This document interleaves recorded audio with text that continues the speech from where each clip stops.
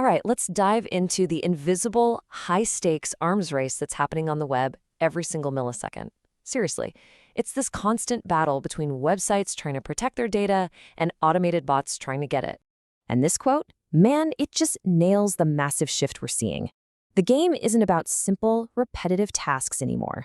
Nope, it's about building bots so sophisticated, they're basically indistinguishable from you or me. You know, for years, grabbing data off the web was almost trivial. You could write a few lines of code, use a standard library like requests, point it at a website, and boom, the data was yours. It was so straightforward. But today, yeah, good luck with that. Running that exact same script will almost always get you this: a hard stop. Access denied. The game has totally, completely changed.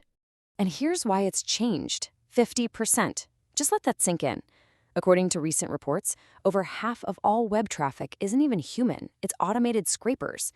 That's forced websites to build these massive digital walls to figure out who's real and who's a bot. So the first big fight in this war, it wasn't happening where you'd think, on the page itself.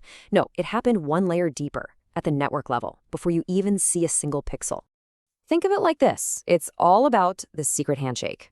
See, when your browser connects to a website, it does this really complex, specific TLS handshake. Your browser has a unique grip, while a simple script, it's got this limp, generic handshake that's a dead giveaway. And this is where it gets really cool. Modern defenses can spot the difference in an instant. A Python script just uses the generic settings from your operating system, but a real Chrome browser, it has its own very specific ordered list of security protocols. They look nothing alike. So, of course, the scrapers, the mouse in our little game, they had to get smarter. They ditched the standard libraries and started using these powerful tools like curl CFI.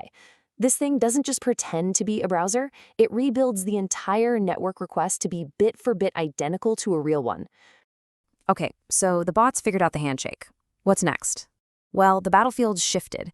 It stopped being about what the bot is and started being all about how it acts. And this right here, this is a brilliant way to see the new frontline. Defenses started analyzing what you could call digital body language: how your mouse moves, how fast you scroll, even the tiny, almost invisible jitters of your cursor. A perfect straight line is a bot. A human path, it's never perfect. And the defenses, the cats, got seriously smart. We're talking checking for dozens of subtle clues, from the exact fonts you have installed to how your specific graphics card renders an image. The craziest part? Things like device-bound session cookies, which literally tie your login session to your physical computer. So what does the mouse do? It ups its game, big time. It graduates from simple scripts to using full-blown automated browsers. Tools like Playwright can take over a real browser and simulate everything: clicks, typing, even generating fake human-like mouse jitters. But everything we've talked about so far, that was just the warm-up. This is where things get wild. We're moving beyond just copying human actions. The most advanced bots are now starting to think and reason like us. This right here, this is the million-dollar question. What happens when a bot doesn't need you to tell it where the price is on a web page because it can just look at the page and understand a layout for itself? Look at the difference here. The old way relied on finding a specific piece of code, like a CSS class. A tiny website change and boom, it's broken. The new way? You just give the AI agent a goal in plain English. It figures out the rest, making it pretty much immune to website redesigns. So how does it do it?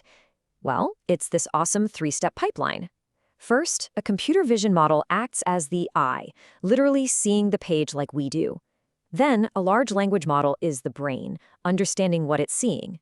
And finally, browser automation tools are the hand, clicking and typing to get the job done.